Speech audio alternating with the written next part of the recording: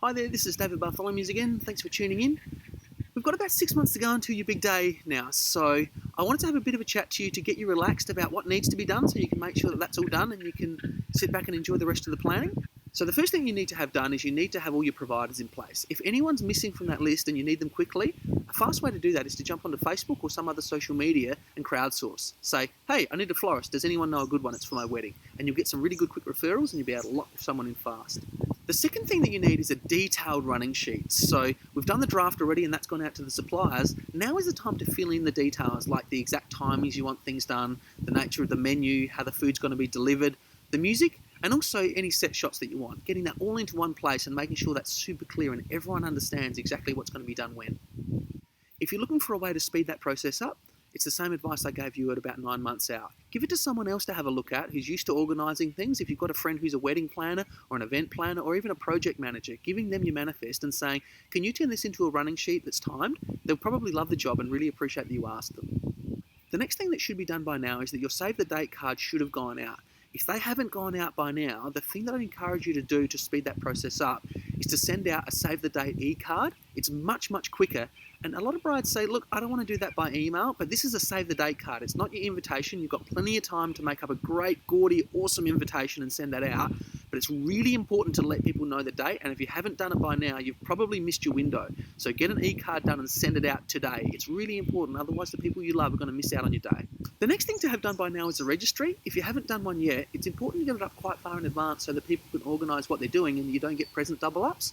And once again, going onto the internet and searching for an electronic registry can be a really good idea. Some of these registries now are as simple as writing out a list and then that goes out to everyone and they can tick off the things that they want to buy you. So the last thing to have done by now is you probably should have worn your dress. If you haven't worn it by now, you're probably going to be thinking about it a lot. So the way to get around this quickly if you need to is to give your mum and your maid of honour some money and send them out and say, buy me a wedding dress that you think will look good for me, and they'll come back with a dress that you can wear. Now, that's not to say that that's the dress you're going to wear on the day, but it's a dress you can wear on the day. And then you can stop worrying, and then if you find a better dress, you can buy one. So if you've done that, you can really relax, you're on track. But if you do want to get ahead, let's talk about dotting some I's and crossing some T's. The quickest way to do that is to bring up your manifesto and start having a look at it and figuring out if there's any issues that need to be resolved. So what I'm going to do is bring up the manifesto document that we use and run through a few of those categories so that you can understand how to check for things. What we're having a look at the moment is the actual manifest tabs. So in your manifest, what you want to have here is the list of everyone who's actually helping you with anything, and this includes volunteers and family members that are helping out as well. So if you've got everyone recorded in here, at any time you can quickly check and find out if everyone's on track for doing what you need them to do.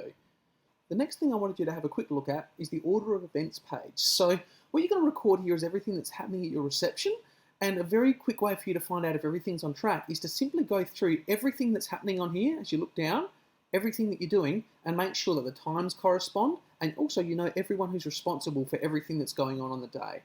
There are lots of other things in the manifest document, but I just wanted to show you those two things to give you an example about the power of this manifest document to make the day more relaxed for you. Everything in its place and easily able to delegate that off to someone else. So that's a bit of an example with the order of events. There's also the order of service, which is really, really important. So having a look at that, making sure that that'll run smoothly. The next thing to have a look at as well is the celebrant. So making sure that you've double checked all the legals with them and also with the DJ. Just finding out and making sure that they know exactly what you want and also, quite importantly, what you don't want musically as well.